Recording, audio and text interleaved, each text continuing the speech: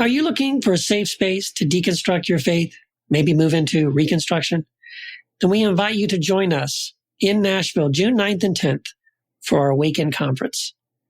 This weekend will be focused on healing, restoration, and spiritual freedom from toxic faith.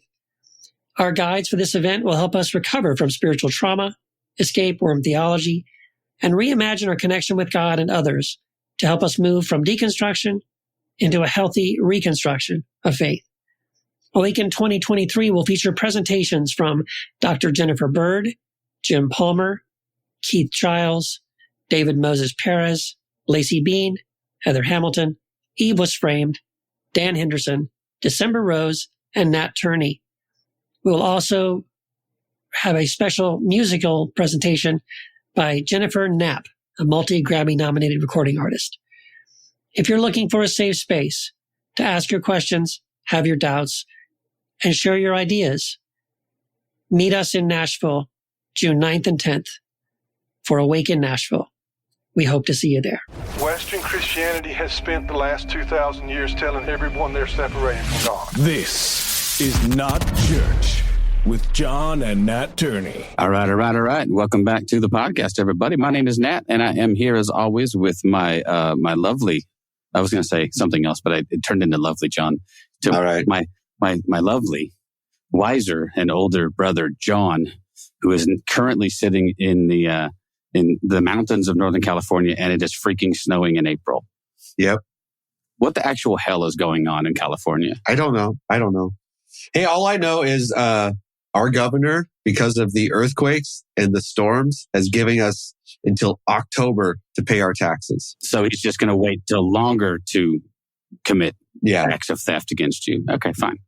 All taxation is theft, John. All taxation is theft. I know it is. I'm becoming a libertarian. No, I'm not. Oh, I'm sorry. Anyway, this is the podcast, by the way. We call This Is Not Church, because if it was church, you would have left by now. And as we always like to tag on the end, we'd be right there with you. We'd be going too. So, but don't leave before we get a chance to pass the plate and you have an opportunity to sow into our ministry. Because, absolutely. I want everyone to have a chance to reap a blessing of some kind. What do we offer now? Are we up to 100 times guaranteed? Well, last it was 10 times. I think if we're going to keep this going, let's go 100. I think we should go to 100 times. 100 times. If you sow into our ministry, you will be blessed 100 times what you offer. The caveat here, which is what every church's caveat always is, if you have enough faith. Right. So I'm not responsible for the outcome. If you don't get the 100-fold, that's not on me. You just didn't have enough faith. Be better. Didn't pray hard enough. Be less bad. Maybe stop being a heathen. And I have to tell you about my first experience at a drag show, John. It was freaking amazing, man. I had a blast. So, but I'm now pretty sure God's pissed at me. So the evangelical God is all done with me completely. That's okay. Yeah. I'm done with him too. He can. Anyway, hey, by the way, we have a guest with us who is not currently sitting someplace where it's snowing. I know. I'm really jealous. And John is in the snow, and I'm in the butthole of Texas. Can I say that out loud? Yes, you can. It's just, anyway, let me introduce our guest before I say anything else less funny and make things more awkward. So we're going to talk to Steph Catudal. Oui, it is French, and that's all the French I'm going to give you. It always reminds me of that scene from, I think it's History of the World Part 1, when the French revolutionaries are talking about how they don't have a language. We don't even have their language. All we have is this stupid accent. It's either that or it's either Mel Brooks or Monty Python. It might be Monty Python. Same thing. It's just American Monty Python, Mel Brooks. But anyway, Steph Catudal is a trained interpersonal mediator. She has a master's degree in media, peace, and conflict studies, and has worked as an assistant professor in media and peacebuilding. Though she was born and raised in Montreal, Quebec. Is it Quebec or Quebec? Quebec. Quebec. Yeah, you don't say the we're so That's American. Yeah. She's raised up there. She's born and raised there in Montreal, Quebec. Yeah. But she's a beach nomad at heart and spent most of her pre-motherhood life traveling around Guatemala, or as we say, Guatemala, Hawaii, Costa Rica, and I don't have a Brazilian accent to say Brazil, but there you go. She currently lives with her husband, 3 daughters, and 1 fluffy Pomeranian. Anyway, let's jump on to this, though. We invited Steph because we want to talk about her. So let's get to know Steph a little bit. Her new book. And her new book, Everything All at Once. Does that say a novel? Doesn't say a novel, does it? A memoir. See, my eyes are bad. Even with the glasses, I'm seeing. Anyway, so if you wouldn't mind, maybe do a little bit more of an introduction. Tell us a little bit about your background, your faith journey, whatever you feel comfortable sharing, and take it away. Yeah, so I am born in Montreal. I left when I was 17. Left, quote unquote. I was kind of kicked out by my mom, more or less. When I was 17, went to live in LA for a bit, ended up in Hawaii, went to BYU, Hawaii, as I was raised in the LDS religion. And my mom told me that if I went to an LDS school, she would pay for my college. So I was like, well, there's one in Hawaii, so I won't say no to that. So I ended up there, didn't get kicked out, which was huge. And then kind of left for a while for grad school. So you said you were, I guess we could just jump right into the whole kicked out of the LDS. Did they kick you out of the? No, I mean. Were you invited to leave or? Yeah, I was invited to leave a Mormon volunteer group. We can get to that. But okay, gotcha. No, when you go to BYU, you sign an honor code. And so you have to abstain from a whole bunch of different things like alcohol and drugs and stuff. All the fun stuff. And yeah, so and somehow I didn't get caught doing all the fun stuff. So that was. So they didn't throw you out for violating your honor code, or were you okay? I'm impressed. Yeah, thank you. I'm impressed. I read the book, and I don't want to give away spoilers, but there is some time in, I believe it's Guatemala, right, where was it your roommate who gave you up? Yeah, she gave me up. I was in Guatemala doing volunteer work with a Mormon-run NGO, and again get to sign a similar kind of contract, and I broke the rules again, and she told on me, and so they kicked me out. And so me alone with my backpack, like walking to the bus stop and taking a bus, went to Honduras by myself, didn't tell my mom I had been asked to leave the volunteer group, and spent some time backpacking by myself through Central America. So, and it ended up well for me, I would say. Wow. All that sounds, as the father of 20-something women, that scares the hell out of me. All of everything you just said. Yeah, I was 19.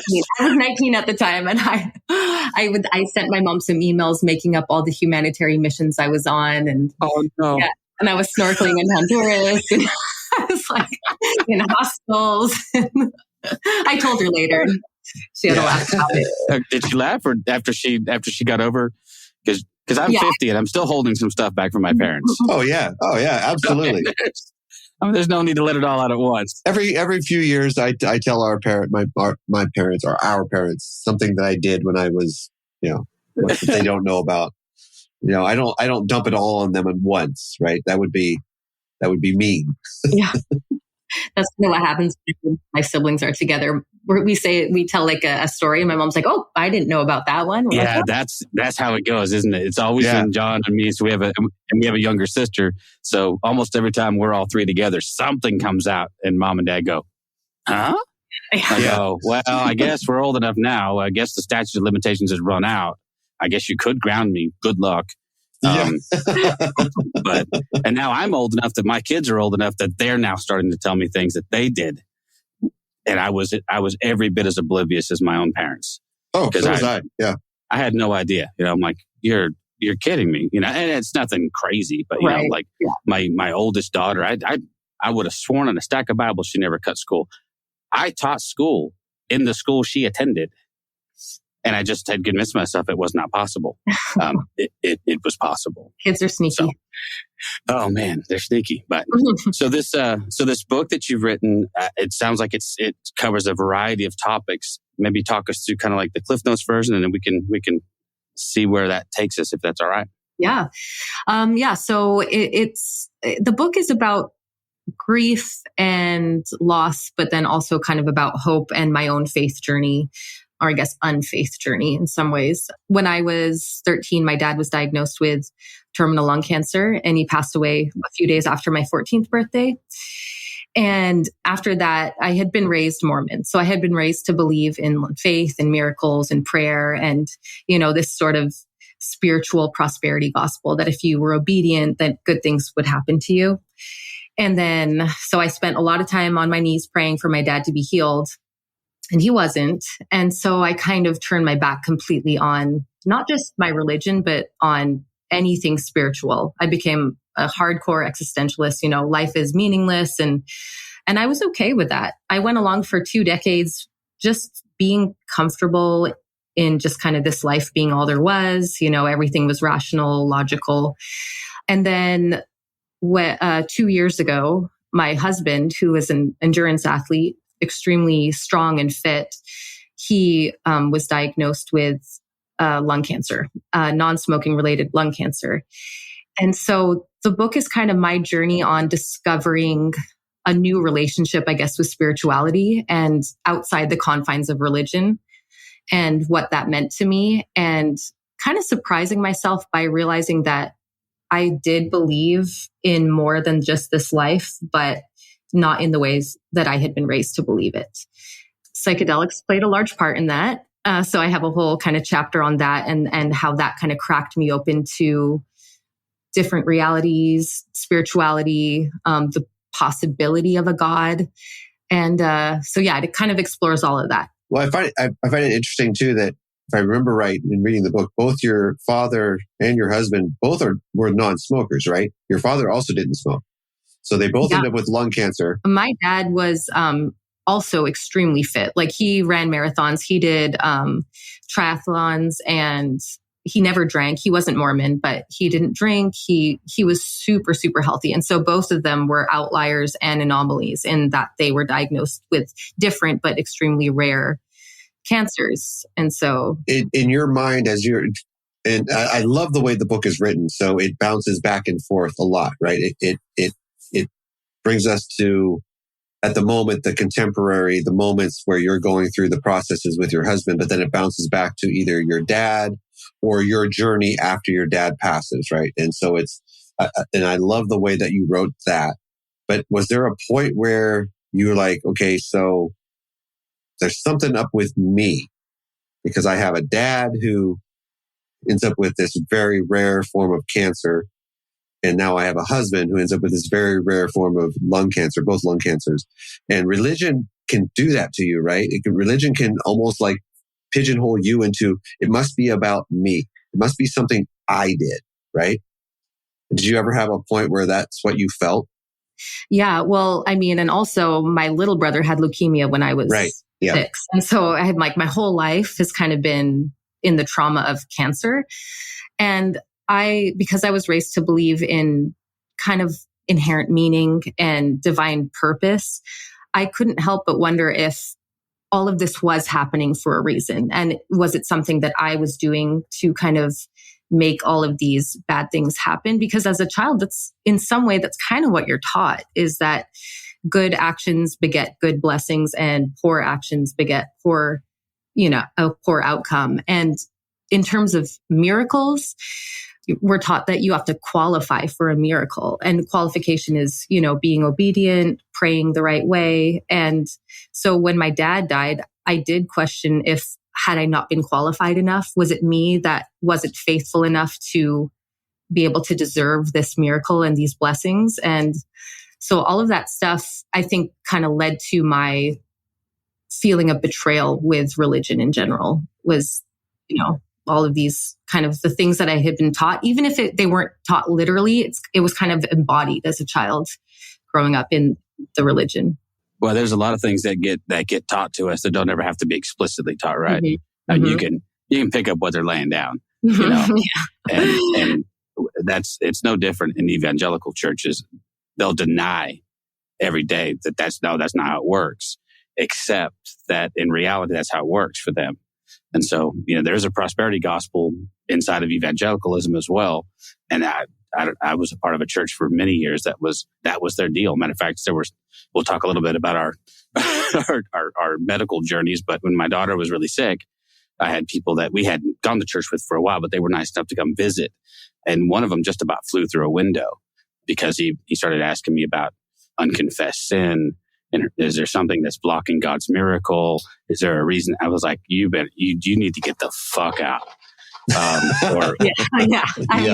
think. Now he also walked in the door and slipped me $100 bill and was nice and was like, hey, just, I know this is probably a financial burden. And he, gave me the whole, but then that came out of his mouth and I'm like, holy shit, you need to go. Yeah. Oh my God. Is because that's the backside of all of that nice stuff, right? It's all the, God wants to bless you, God wants you, but they get to shift the burden, and they even get to victim blame when things go badly, because then they get to go, well, I don't know, you kind of brought this on yourself, So I don't know if you had any experience with that inside of, is that anywhere explicitly or implicitly taught inside of the LDS religion it's almost karmic, right? I mean, like you said, good things beget good things, bad things beget bad things. Yeah. I mean, yeah, it is taught. But then if you ask directly, then it's kind of backtracked and saying, no, we're not saying that directly, but you definitely get that sense, when you're young, that I think they're trying to dismantle that now. At least that's what, people in my family and close to me that are still, in church tell me, that they're trying to dismantle this idea that righteousness means blessings. Because I think so many people were falling away from the church because they were not seeing that their investment wasn't paying off, I guess you could say, and then all of a sudden you're left in this kind of void of, I don't know, like questioning everything, which is what I did. And saying, if this isn't true, then everything must not be true. If they lied to me about this, lied, quote unquote, then everything must be a lie. And that's kind of the path I went down when I was 14 after my dad died, just kind of throwing it all away, just saying, including spirituality and the notion of God. I just threw it completely out the window because I felt like I had been so burned, so betrayed by what I had been taught. For good or for bad, the one thing that we all have in common is we have someone in our lives who ended up in the hospital, ended up in ICU, ended up in a place where we weren't sure the outcome. Nat has his daughter who went through a lot. I have my son who went through multiple surgeries. You had your dad and your husband. Mm-hmm. Oh, yeah, I'm sorry, and your brother. Yes. Did this ever come into play? Because it came into play for me because I had left the church when I was 18. I left. I had no problems leaving the church. I was done. So I met my wife when we were early 20, got married by the time we were 21, didn't have children until we were 29. So my second child is the one who had all the surgeries. So I'm completely out of the faith at this point. And when I find out he's going to have surgery on his skull and his brain. And I bought right back into this idea that if I can do good things, I'm going to build up good karma. So I'm the guy who's like letting the person go at the 4-way stop ahead of me. I'm opening doors for people. I'm doing all the bullshit, thinking that if I can just build up a little bit of karma, my son will receive the benefit of that. Did you find that, as you were older and your husband was going into this, that you found yourself in this idea that if I can do good things, even though I don't even believe it anymore, if I do good things, I'm going to build up like this bank that will help him through his process? Yeah, I really thought that I was going to, I remember when he was first sedated and put in the coma and when it really was looking like he wasn't going to make it. And I remember thinking, I wonder if I'm going to resort back to prayer and back to feeling as though, yeah, like you said, like this karmic, if I do these good things, will I get blessed in some way by my husband's kind of miraculous healing? But I found it different in that what happened to me was through the pain of watching him suffer, somehow I was humbled and cracked open to where it's like I felt so much love for humanity because I was suffering myself so much that it was almost like I wanted to do these kind things for other people because I almost could see others best through suffering. I guess I think about the teachings of Jesus, like how he suffered, in Gethsemane and how he did that so he could become human, if you believe in that. And I, in that moment, kind of understood what that meant because I felt more love for humanity during that time than I ever had in my whole life. And even now, that's kind of, I'm distancing myself from that. I don't feel it as much because I'm not suffering anymore. But so I don't know if I didn't go back to what I thought I would go back to. It for me, it felt like a genuine kind of transition almost, if that makes sense. Yeah, no, it does. Yeah. My experience with that was unique, I think, in some ways, because I was fully deconstructing from my faith at the time that this all happened, and I don't recall having any like, oh my God, I deconstructed and now my daughter's sick. I wonder, and that thought didn't cross my mind. The thought that did cross my mind was, okay, well, now what?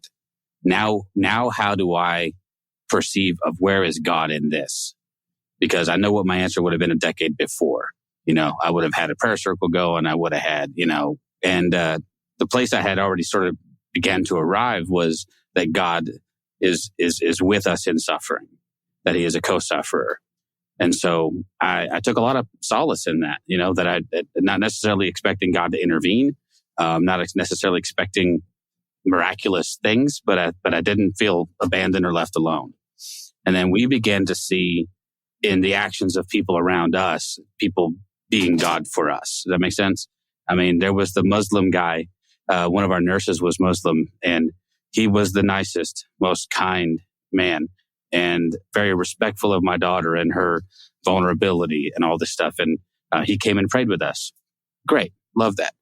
There was the guy who was very devout Catholic, and he brought this really beautiful rosary that had been made from some wood that had been brought back from Israel. He just was very happy to give it to us. And I'm under no illusions that piece of wood had any special meaning other than it was him being kind to us. And I chose to see that as an act of kindness. But let me ask you this, because I'm just rambling now. But no, actually, I just want to say, because interject. Yeah, go for it. Please do. About not expecting the miracle. And I think for me, that was the hugest part, was letting go of expectation and but still maintaining hope.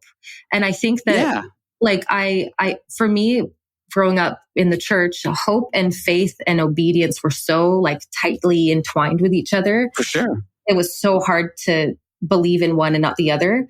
But when my husband was sick, I realized I could hope and not expect. And that was so liberating to feel, still hoping that he would survive, but also mostly just hoping that I was going to be okay. My kids were going to be okay, no matter the outcome. And like the liberation of just allowing was just like, it was beautiful for me. Yeah, no, I 100% resonate with that. That idea, because we were hopeful. Obviously we're hopeful.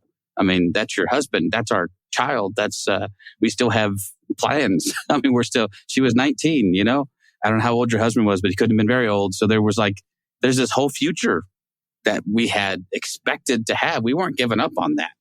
But that hope wasn't tied to any kind of certainty. And so, and my wife and I had hard discussions about, okay, what if this does not go the way that you and I need it to go? Well, what's going to happen? We can't allow it. If the outcome is bad, it can't destroy the rest of us. Like, we have to be thinking about these things. And it was like, nobody wants to have these conversations, but we need to have them.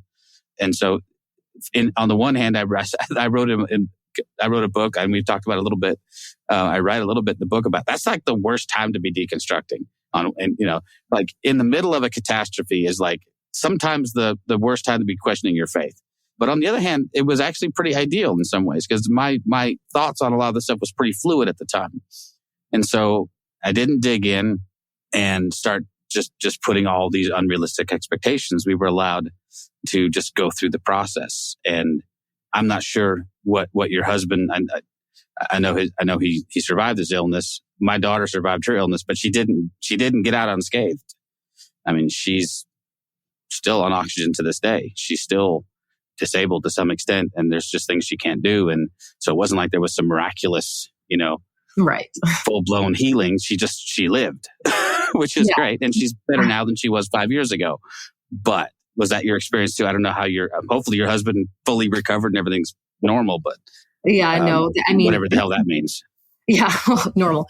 He, because he was an elite athlete before, he had, they always told me his lung capacity and his ability to pump blood was just unprecedented. So he had that kind of leg up in terms of the outcome, but his lungs are destroyed. I mean, he has a COPD from the tumors, and they did tell me that he would be on oxygen, if not a ventilator, for the rest of his life, but he's extremely stubborn and he should be on oxygen. Like, I mean, if you were to take his oxygen sats, he technically should have supplemental oxygen, but he actually just ran the Boston Marathon today.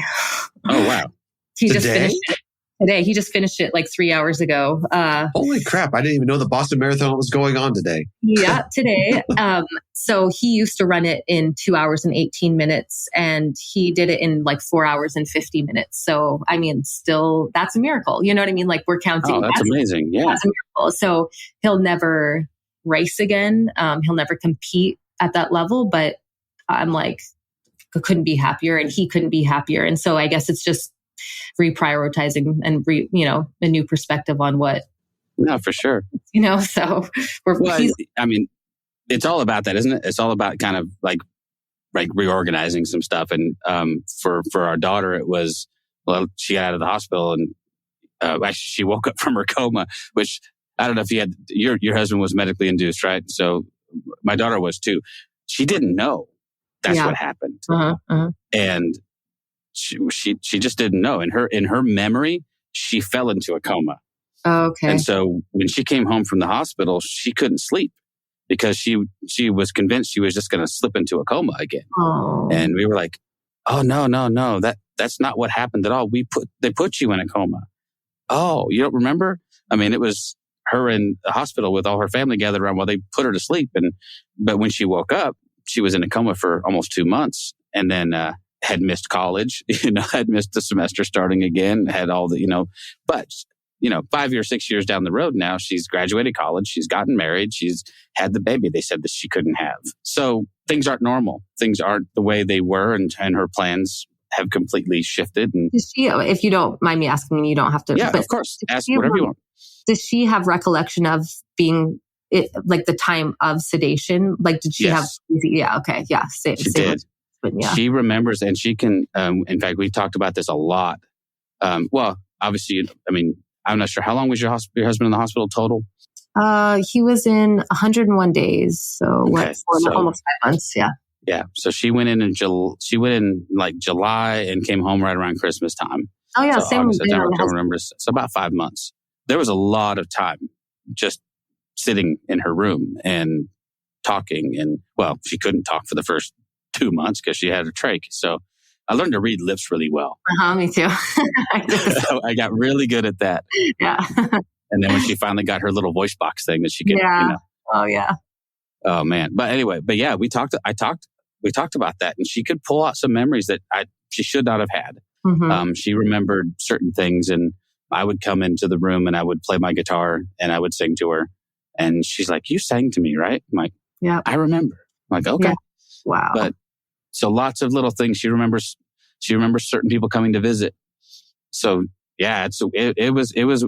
My wife has always been the more spiritually attuned of the two of us anyway. But she was the one who was like, "You need to come and sing to your daughter." I'm like, "She can't hear me. She's in a coma." She's like, "Do it." I'm like, "Okay." And I did it, anyway. So yeah, does your husband have recollection of some of that, or? Yeah. The same, actually interesting music. His brothers are musicians, and they did a little concert to raise funds for him. And so I live streamed it for him, while he was in a coma. And after he, woke up, waking up isn't just like, hello, I'm awake. Exactly, right. He said, he's like, did I go to a concert with Aaron and Dallin? And I was like, well, you didn't, but they played and I played it for you. And he remembered that. And he had a he thought he was standing in a field watching them play. But, it's so he had the memory, and then he just kind of put it in a different context for a few different That's cool. things. It was a weird time. And we talked a little bit offline about, because both of your husband and my daughter both were on ECMO. And so for people who don't know what that is, ECMO is it stands for extracorporeal membrane oxygenation, if I remember correctly. It is brutal. It is the most brutal thing I've ever seen done to a human being. But essentially it means that most of your blood volume is outside of your body at any given time. About half or so is being basically pulled out of your body, run through a machine that removes CO2 and oxygenates the blood, and then sends it back to your body through these big, massive, like gruesome tubes. It's just, my daughter's was in her neck at first because they couldn't get a good vein in her leg. And so when she was first done, she had this thing going. Anyway, long story. And then there's this machine that just is acting as her heart, regulating her body temperature, or acting as her lungs. And so you sit there and watch this machine, and it's a very, very surreal place to be, isn't it? Would you agree? Oh my gosh. The way I think about it and write about it was the most, in some way, like sacred place I'd ever been. And that was surprising to me, coming from a very like atheist, secular kind of past 20 years of my life. But it felt like when I was walking into that room, there was just a very, I don't know, it was like chaos, but there was calm to it in some way. And when I sat next to him, it was terrifying and traumatic. And then there was also this aspect of like almost beauty to it in some strange way. And maybe it's because I forced myself to see it or believe it to help me survive. But I also formed like incredible relationships with the nurses and the physical therapists and respiratory therapists, and all the people that were with him 24/7 felt like family to me. And so it all, in some strange way, it felt like walking into my own home when I went into his room, because that's where everything just was. And it was the most terrible and beautiful experience of my life. If I'm being honest, it really was. We had some of the most, in my evangelical days, I would have said God moments, but there were so many little intersections of people that we're still friends with some of the nurses.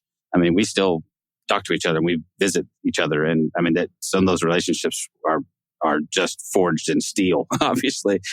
They were as invested in her recovery as we were on some level. But there was all these little, I remember running into one of the hospital administrators just someplace and her going, "Oh, you're the dad of that." Okay. And then she ran interference for us on so much stuff over the next few months. She was like, "Here's my private number. Call me with whatever you need. Let me make some suggestions for things that you can do to help some of this administrative stuff work better." And she was the one who had us literally fill her room up with pictures of her. She's like, "Everyone that walks into your room needs to understand that this is not just this body sitting in this bed, that she's a human being, that she's a daughter and a sister and an aunt and whatever she is. That's a human being." So we had pictures of her. When she woke up, it creeped her the hell out. Oh yeah. Oh my God. My husband's why take him down. It's like, why am I sitting here in like this mini shrine to me? Yeah. I'm like, it was very strange. But we wanted them, and she was like that. You just want them to, to always have that in front of them, that this is a human, but anyway. But there were lots and lots and lots of little moments like that. Did you notice yourself? I'll say I noticed for my wife especially, but like you becoming like almost hyper empathetic. Oh yeah. Like my wife could spot somebody from a mile away that was going through something, and she would make a beeline to them. But was that your experience as well? Yeah. And that's what I was like when I felt like I was cracked open. Like I just felt so much love, and it was almost paralyzing. I felt, I would see something online about, a kid that was sick or something, and it's like I could not only feel for them, but I almost felt their emotion. Yeah. Completely empathizing with them. And it was again, that terrible and beautiful at the same time, because it's not sustainable to live like that all the time, just feeling everything for everyone. It's exhausting, but that's what I say. It's like, I can't say it was purely tragic, because there was so much beauty to be found in that time at the same time. So we talked a little bit before we started recording that, we all have this connection, that we have someone in our lives who went through something traumatic that put them in ICU.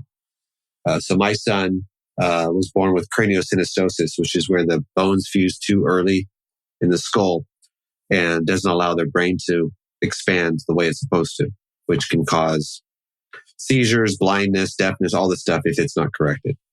But the one thing that I connect with what is like, so I remember the first time that my wife and I walked down to the cafeteria. First of all, I felt guilty because I left. I left my 8-month-old son alone, but it was because I needed food, right? I needed sustenance that we can move forward. And my wife and I needed that moment where we can look each other in the eye and say, everything's going to be all right. Even though everything about him looks devastating, right? His head was swollen so much that his eyelids flipped up. But what you realize as you're sitting there eating your grilled cheese sandwich and French fries or whatever you have, that was our thing, is you look around and you see the other parents and you can almost instantly realize the parents who are going through some really deep shit.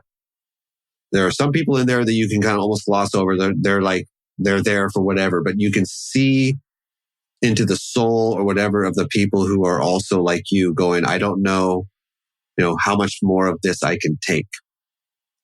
And so that's the empathy part of it. I think that's the part that you're talking about being broken open, right? You're broken open and you see the connection with the other people who are sitting in this cafeteria with you.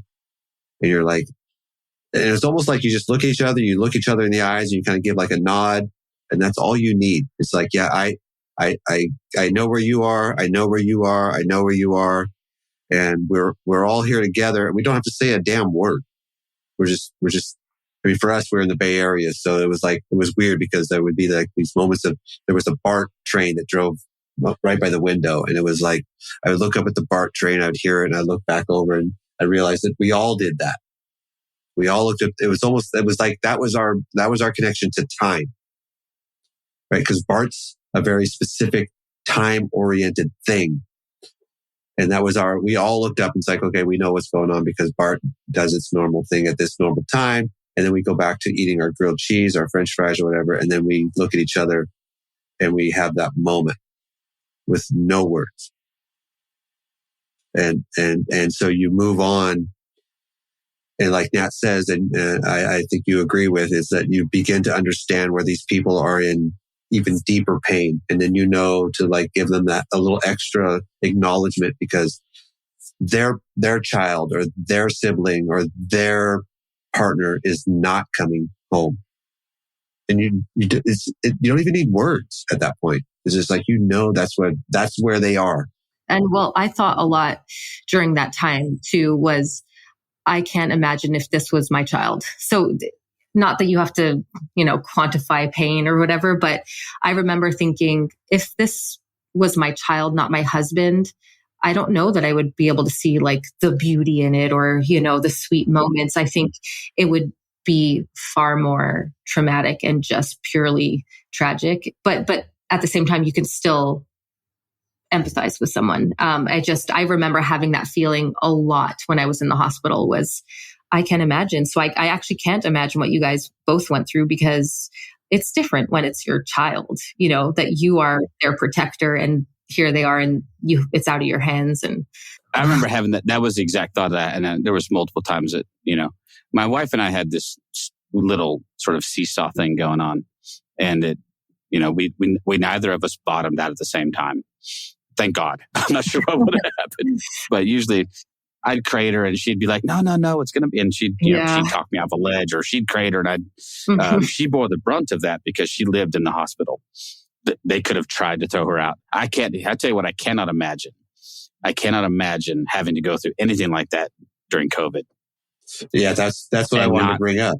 And not be able to be, because they would have had to dragged my wife kicking and screaming from the hospital room and she would have probably ended up in jail because there's just no way. She wasn't leaving.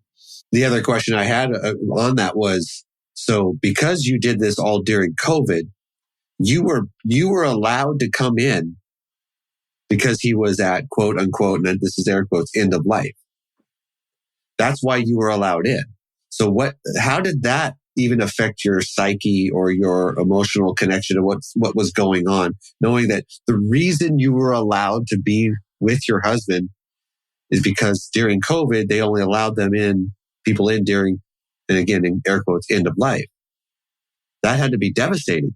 It was surreal. It felt like, in some ways, it felt like I wasn't even in my own body during the beginning of that time until I kind of had to adjust and be where I was and be present. But he was in the hospital at the Flagstaff Hospital for 2 weeks and I couldn't see him. And then he was sedated for 6 days. And then they finally, on the 6th day, they let me in because they said, he's at the end of his life. It could be days. So come in and say bye. And when I went in to say bye, that's when was hit with this feeling of he's not done. There's something else happening here, and I could feel his fight. I don't know what it is. I can't explain it. It doesn't work within my spiritual framework cosmology, but there's something here and he's fighting. And that's when I started to fight for him to be transferred and put on ECMO. I had never heard of ECMO before, but in my research in, lung failure, that said that was the last thing. And so that's when he was transferred to the Phoenix hospital and put on ECMO. And so once he was there is when I was able to have full visitation rights. And it was on the grounds that he was end of life. He didn't have COVID. And so I was actually the only visitor in the ICU during that whole 3.5 months. And that was devastating to know that people all around him were passing away with nobody there. And the nurses would tell me how integral it was that I was there holding his hand, because they had to play that role. They had to hold people's hands of people they'd never met as they were dying. And I mean, that I cannot imagine that. But I think what happened was he was end of life, but like we were talking about, that hope without expectation, I never truly believed that he was end of life. There was something when I was there sitting next to him, I felt that he was fighting. And also the doctors at the new hospital in Phoenix, they believed he had the slightest chance. They said, he's probably not going to survive, but there is a little bit of hope. If we can start him on chemo, if it works, that we can bridge him through. And, that's what happened. But yeah, I got pretty good at decoding doctors. Did you? I mean, because they don't want to ever come out and say our daughter started out in a hospital in our hometown because she got sick very quickly.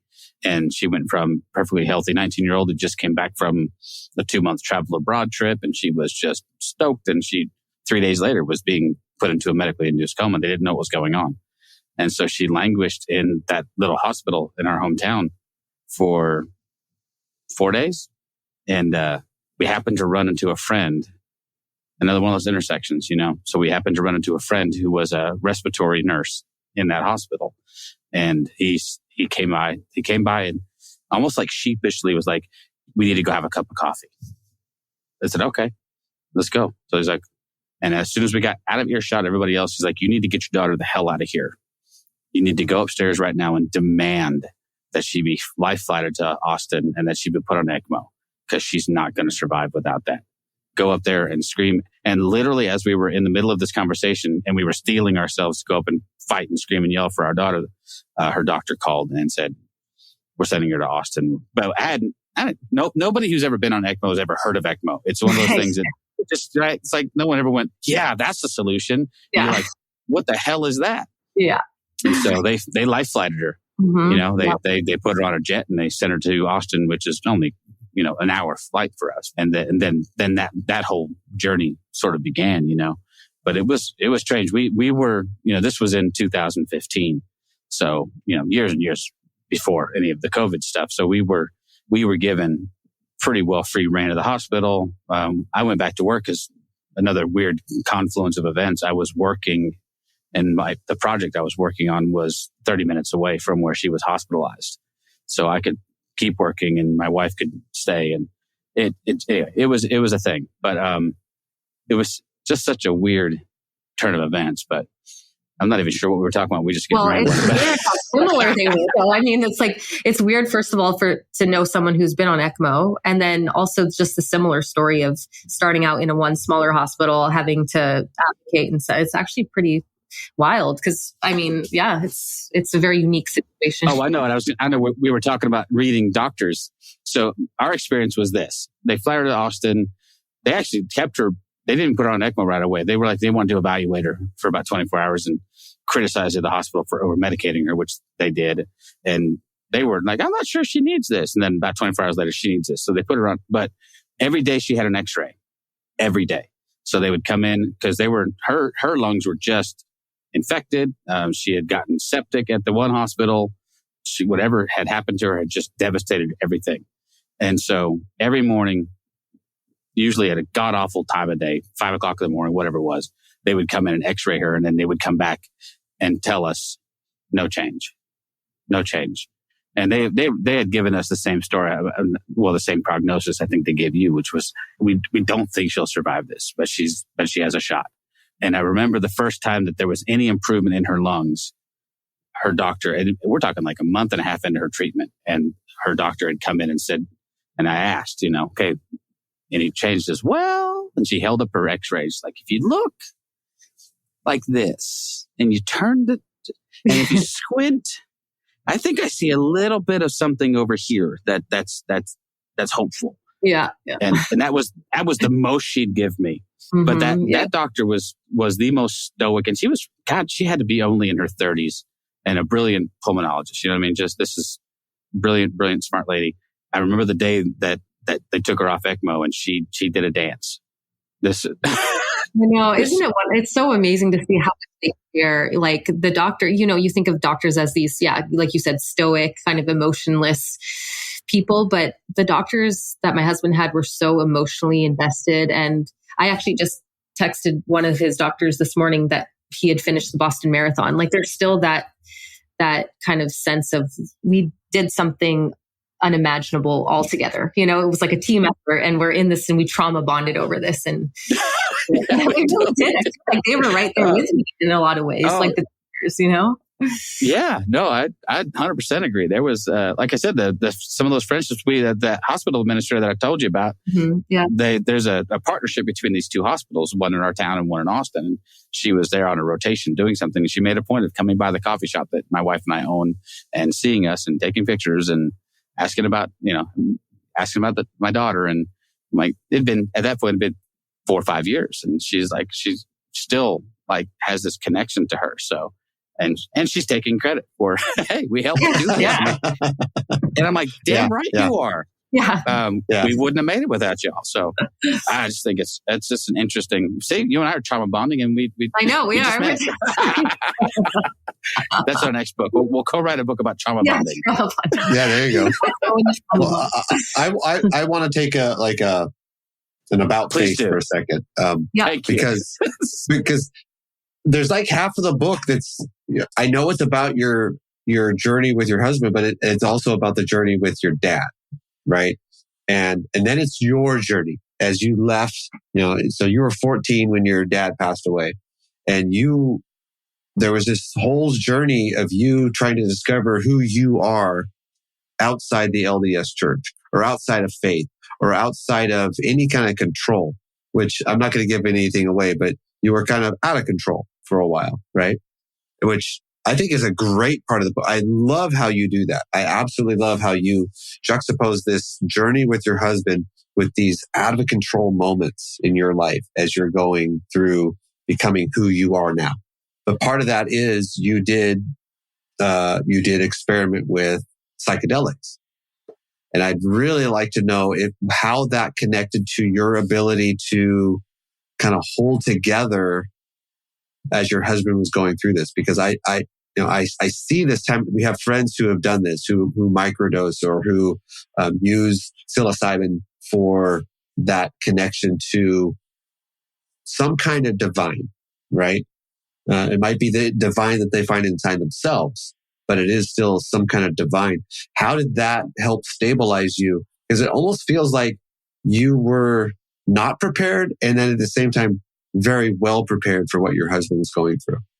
And part of that, I think, was this journey that you went through, that the hardships that you went through, these moments in Guatemala and Hawaii and all this, that, I don't want to give away the story, because I think people need to read it to understand the journey that you went through to the point that you are, and how open and honest you are in that journey, which, first of all, God bless you for that, because thanks. My mom might not say that. I'll say that, because there's all of us who have gone through that kind of journey and are afraid to talk about it the way you openly talked about it. And I feel like that gives us permission to talk about ourselves as well. The people who have left the faith and left this journey that was so staunchly controlled by a church. But how did that prepare you for this this journey with your husband. Yeah. Well, thank you for saying all that. Because it is really hard to put yourself out there like that and, have people read about all of the secrets and all of the things, the recklessness of your life. And I think that in religion in general, you're taught that anything outside of the rules is a sin. And so when you leave your religion, anything's possible, because before you were on this straight and narrow path and now you're not. And so the world is your oyster. You can do anything you want and God's not going to strike you down with lightning. Like, you can do anything you want. So I definitely did anything I wanted. And I used to look back on that time with a lot of shame and a lot of regret and embarrassment as I got older and started having my own kids. But now I look back and see that it was really all just building me with an empathy, a wisdom, and an understanding, and equip me to better deal with more hardships in my life. All of the crazy stuff I did really were in some ways building me and building who I was to become. And so now I can look back on that time and kind of forgive myself for how crazy I was, especially after apologizing to my mom. Sorry, Mom. But and then with psychedelics. So I really credit psychedelics with a lot, and not to put too much emphasis on it, but really, I did my first hero dose of psilocybin 6 months before my husband got sick. And I was a total skeptic. I didn't think I would have any transcendental experience. I didn't think I would meet God. I didn't believe in God. I didn't believe in anything outside of the reality, what I saw in front of me. And when I took, the 5 grams of mushrooms under the guidance of a medicine guide, and I was, first of all, it felt like my mind was fragmented into like an infinite amount of pieces. I lost my ego. I didn't know who I was, where I was. And as I was traveling through time and space, all I could think of was, I am totally untethered, except I am somehow tethered by this undercurrent of love. And the love that I was feeling was so just, I guess, divine. I couldn't explain it in any other way. And it kind of, again, I use the term like cracked me open to the possibility that there was more to life than just what I saw in front of me, that there was something connecting everything, because in my fragmented mind, I was now connected to everything, to plants and animals and humans and existence. And then I think had I not had that experience, I wouldn't have been able to be open to that possibility when I walked into my husband's hospital room and walked into this unknown, and being open to the fact that maybe there is more to him than just his body. Maybe there's some part of him that's existing on some other dimension, or I still don't know if it's a spirit or a soul or what it is or what it was, but there is something more. That's what was clear to me. And again, had I not had that experience with psychedelics, I think I would have been closed off to that possibility. And I probably would have been a lot more angry, a lot more pessimistic. I might not have been able to hold on to the hope that I did. So it really was like integral, I think, to that whole experience. We have some friends who have found microdosing as part of their process, right? We have a friend who, through using microdosing, has, for all intents and purposes, cured his PTSD. So, it's not something that I have tried myself, but I have friends who I know do it. Because I am more open to and acknowledge that I think it's something that helps, they're more willing to talk to me about it. Because, up until, I wouldn't even say that long ago, it was very, very much not something you would talk about, not in open public. And here I go on a podcast and in my book. Right. And to the point where, like, God forbid, my work hears that I talk about microdosing, but I see the benefit. I see it in multiple people. I see it, in the conversation we've had with you. I've seen it in the conversation I've had with some of my friends, to the point where I'm like, I think I've kind of missed the boat here. I think, maybe this is something I need to look into.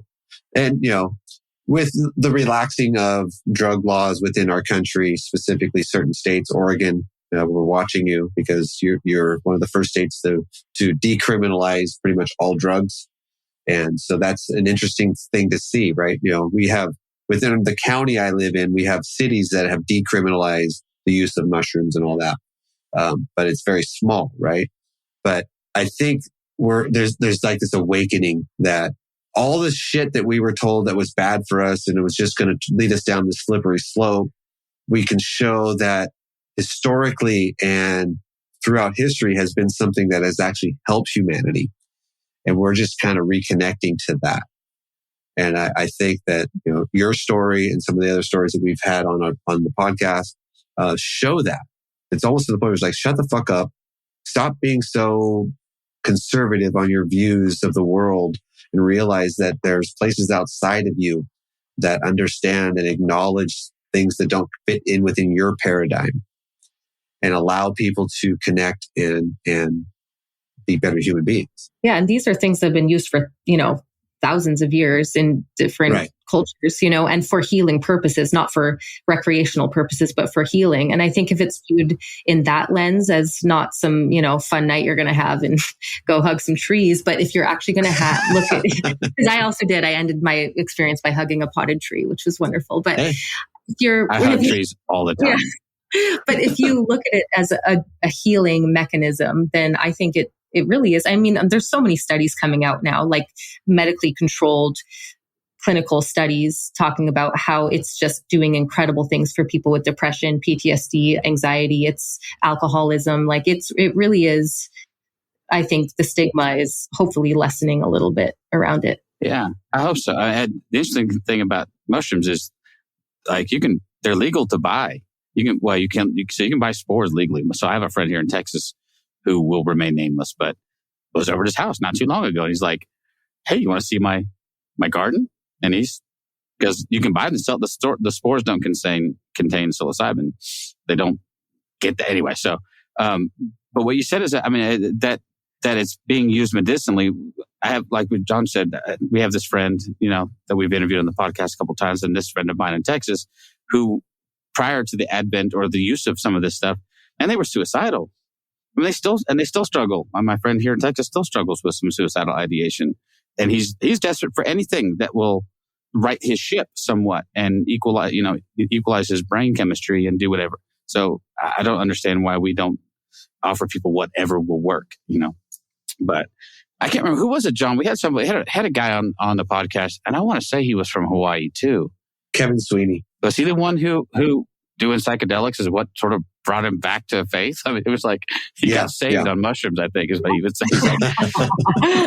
So in that respect, they might be a gateway drug. Yeah. I mean,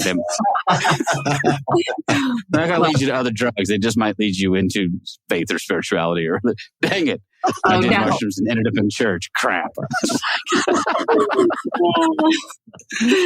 Well, it didn't do that for me, but it did make me a newfound appreciation for my religion and seeing that there's truth everywhere. And I think I closed myself off to that idea that there was truth everywhere. If there's one bad thing, then it can't be true at all. But now I'm like, after experiencing what I did on psychedelics, I'm like, oh, I love Jesus. He taught great things. And like being more open to truth being everywhere rather than, this myopic view of truth is what's right before me. And so really it healed my past relationship with religion. And I didn't go back to it, but I can say I appreciate parts of it. So that's nice. But I also like that the way the book is written. So prior to you ending it with kind of your diary, your diary writings, you leave us kind of almost like we don't know where this ends. Yeah. And I kind of like that. I like that you left it with your husband didn't, at the end of the book, prior to the section that's diaries, he is not alive or dead. He's kind of in limbo. And then through your journaling or diary writing, whatever you want to call it, that's where we connect with that he makes it. Mm-hmm, yeah. And I did that intentionally for a couple of reasons. One is because he's a very private person and I never wanted to tell his story. And I feel like as soon as he woke up, as much as you wake up, he woke up, that ceased to be my story. That was now his story. And another reason is because I don't have any answers for what I believe still. I don't know why he made it. I don't know what it meant. I don't think it did mean anything. Was it his spirit, his soul? I don't have answers in terms of those things, so I didn't write them into my book. All I know is that I'm open to the possibility of anything for the first time in my life, which I think is pretty cool. And I'm actually more liberated than ever, feeling as though anything is possible and everything is possible. Yeah, I would agree with that. I think anyone who's gone through any kind of trauma, and they come out on the other side where everything turns out okay, and that's not to talk negative about anyone who has had that process where the end of their story is that the person didn't make it, right? Like my dad, and yeah. Yeah, right, exactly, like your dad. So it's almost like you don't want to celebrate, but you do want to celebrate because you have and we all have this story too. We were all sitting in ICU. We were looking at people who were like, they're not going to leave here. They're not leaving here. And I remember there was within our ICU, there was one section that was a kind of a windowed off room. If you were in that room, you weren't making it. That was the place to give privacy to the family, to be around whoever was in there. And it was a pediatric, so there was a kid. It was a child, right? And so they were given privacy because within that room, that child is not making it. And so you're sitting outside there like, I know my child is making it and I'm stressed and I'm within all that crap that I'm dealing with. But then it was literally like a head turn, not even a big head turn, to the room that was beside us where that child, and those parents in there were dealing with a completely different result. And God is not involved in that any more than God is involved in mine. And that was a huge step for me to realize that I had to take a step back and say, God didn't save my child and God didn't damn that child. And so that was... I became like hyper aware of the stuff I used to say.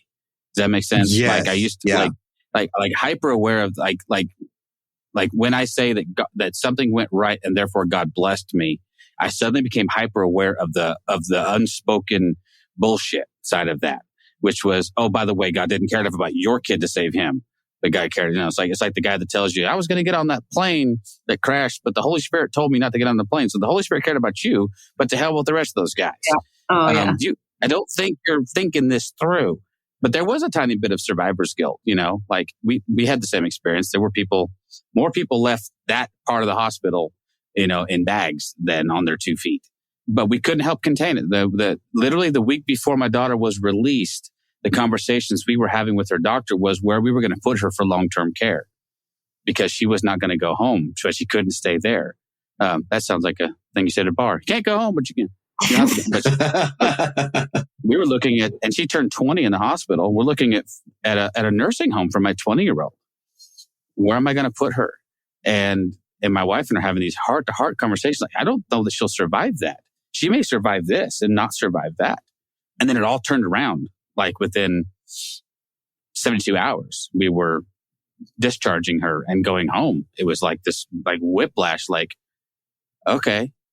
Are we not going to celebrate this? Oh, hell yeah, we're going to celebrate this. Yeah. The alternative is to what? Anyway, it was a formative day, a formative experience in a lot of ways. I'm sure it was for you. I know it was for John. But in the interest of wrapping this up, because sadly we have another interview in about 30 minutes and we have to say goodbye to you. Darn it. From school. So, See? Well, because you're like, what? It's like 11 o'clock there. It's almost 7 o'clock here in Texas. But I tell you what, I really appreciate you taking the time to hang out. Absolutely. Yes. The book is phenomenal. Is it out or coming out? No. It comes out May 30th. May 30th. Okay. So I'm sure we'll release this close to the time that book is coming out. Yes, for sure. So if you're listening to this, that means the book is probably out and available and you should go buy at least a half a dozen copies.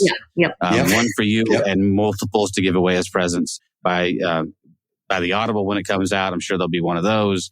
Who knows? But make sure we'll link to all that stuff and all the show notes. Make sure we we push hard on that. But thank you so much for joining us. Thank you, guys. It was really enjoyable. Thank you. Yeah, Nice to meet you guys. You bet. Nice to meet you, and enjoy the rest of your day in paradise. I will. Yeah, I'm going to really. go after this. You got of course you are. I'll go see if there's enough snow yet. I can maybe ski.